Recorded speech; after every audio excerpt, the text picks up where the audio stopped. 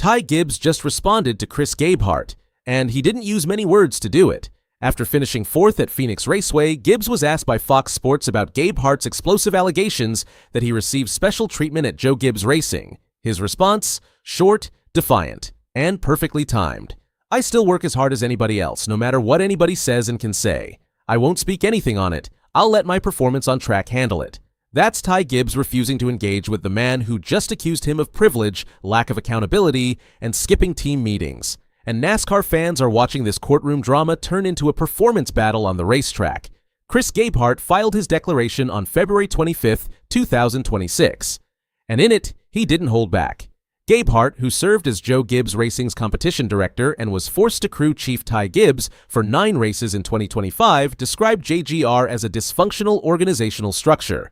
He claimed that instead of having the autonomy promised to him as competition director, he was constantly intertwined with Coach Gibbs, senior JGR executives, and family members when making even routine competition decisions. But the real shots came when Gabehart talked about Ty Gibbs specifically. "It was my view that the number 54 car should be managed and held accountable in the same manner as the organization's other cars. Instead, the number 54 car was managed directly by Coach Gibbs, and everyone in the organization knew it." That's Gabehart saying Ty Gibbs got special treatment because he's Joe Gibbs' grandson. That the rules didn't apply to him the same way they applied to teammates Christopher Bell, Chase Briscoe, and Denny Hamlin. And Gabehart went further. He claimed that the number 54 driver was not held to the same meeting attendance standards as others on the team. Translation: Ty Gibbs either showed up late to team meetings or didn't show up at all, and nobody held him accountable because his last name is Gibbs. That's the allegation. And it's not coming from a random critic on social media, it's coming from Joe Gibbs Racing's former competition director in a sworn legal declaration.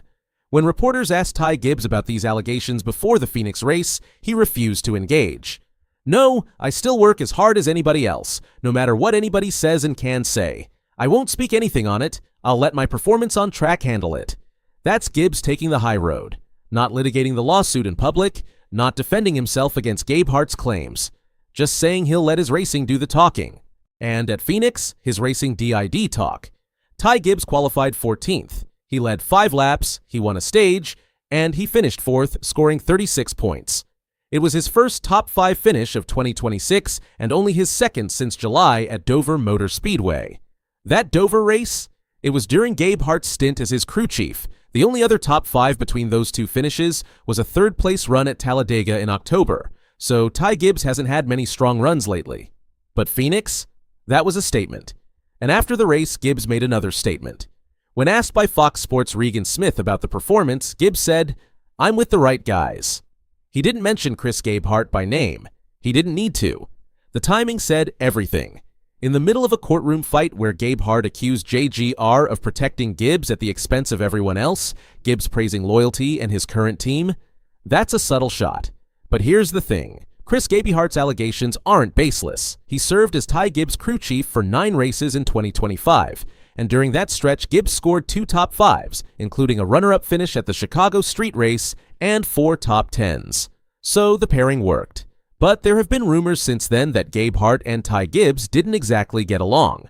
Gabehart turned the crew chief duties back over to Tyler Allen for the remainder of the season, against the strong desires of ownership. He made it clear he didn't want to be Ty Gibbs' crew chief long-term, and that's where the dysfunction comes in. Gabehart claimed he was promised a COO-type role overseeing all competitive operations with autonomy to lead. Instead, he found himself micromanaged by Coach Gibbs, senior executives, and family members. He was pressured into crew chiefing the number 54 team, and he felt undermined because the number 54 wasn't held to the same standards as the rest of the organization. Joe Gibbs Racing fired back hard. They filed an $8 million lawsuit against Gabehart, alleging he stole trade secrets and handed them to Spire Motorsports, where he now works as Chief Motorsports Officer. JGR's forensic review revealed that on November 7, 2025, the day after Gabehart met with Coach Gibbs to discuss his separation, Gabehart used his personal cell phone to take at least 20 pictures of items on his JGR laptop. Those photos included comprehensive post-race audits, team payroll details, driver pay for 2025 and 2026, sponsor revenues, pit crew analytics, and detailed tire analytics.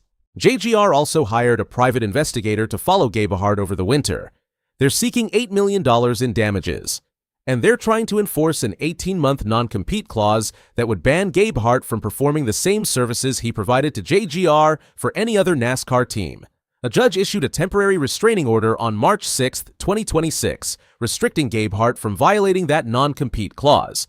But the order clarified that Gabehart can still work for Spire. He just can't perform the same competition director duties he had at JGR. Gabehart denied all the allegations. He paid for his own forensic analysis of his computer, phone, and Google Drive.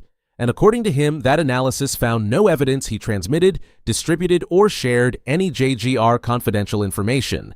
No text messages, no email attachments, no dissemination whatsoever. He even voluntarily took his cell phone to JGR's forensic examiner's office and left it there for imaging. On February 6, 2026, he consented to having all flagged items on his personal devices deleted. So, who's telling the truth? That's what the court will decide. But in the meantime, Ty Gibbs is focused on racing, and his fourth-place finish at Phoenix suggests he's letting the lawsuit noise stay in the background. He's now in a three-way tie for 17th in points, the highest of all JGR drivers. Christopher Bell sits 18th, Denny Hamlin is 19th, and Chase Briscoe is way back in 31st. JGR as a whole is struggling. None of their drivers have finished in the top 15 in points after 3 races. That's concerning for a team that won 13 races and placed 2 cars in the Championship 4 in 2024. But Christopher Bell's crew chief, Adam Stevens, isn't hitting the panic button yet. "We're not hitting the panic button yet, but we're certainly paying attention," Stevens told Sirius XM NASCAR Radio. "As long as the performance is there, the results will show." And that's where Ty Gibbs' Phoenix run matters. It wasn't just a good finish, it was a response. Chris Gabehart questioned his work ethic, questioned his accountability, questioned whether he deserved to be in a Cup Series car. And Ty Gibbs responded by leading laps, winning a stage, and finishing 4th. That's the performance he was talking about when he said, "I'll let my performance on track handle it." But the question remains, did Chris Gabehart's criticism light a fire under Ty Gibbs? Because prior to Phoenix, Gibbs had been invisible. 3 races into 2026, he had 0 top 5s, 0 top 10s, and was sitting 17th in points. But after Gabehart's allegations went public, Gibbs had his best race of the season. Coincidence? Maybe. Or maybe Gabehart's words motivated him to prove the critics wrong. There's also a Bristol race to consider. Back in September 2025, while Gabehart was crew chiefing the number 54 team, Ty Gibbs led a career-high 201 laps at Bristol. But he faded to 10th by the finish. That's the kind of performance Gabehart was frustrated with. Gibbs would show speed. He'd lead laps. But he couldn't close the deal. And as competition director, Gabehart felt powerless to fix it because Coach Gibbs was managing the team directly. So here's where we are. Ty Gibbs is letting his performance do the talking. Chris Gabehart is fighting an $8 million lawsuit. Joe Gibbs Racing is trying to enforce a non-compete clause. And NASCAR fans are watching this drama unfold in real time.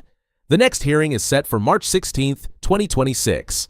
That's when the judge will decide whether to issue a permanent injunction against Gabehart or let him continue working for Spire in his current capacity. But for Ty Gibbs, the focus is on Las Vegas next week. If he can build on his Phoenix performance and string together more top 5s, then maybe his first Cup Series win really is right around the corner. And then we can all wonder whether his career turnaround was. Thanks in part to criticisms from his former competition director, because sometimes the best motivation comes from proving your doubters wrong. And Chris Gabehart, he just gave Ty Gibbs all the motivation he needs.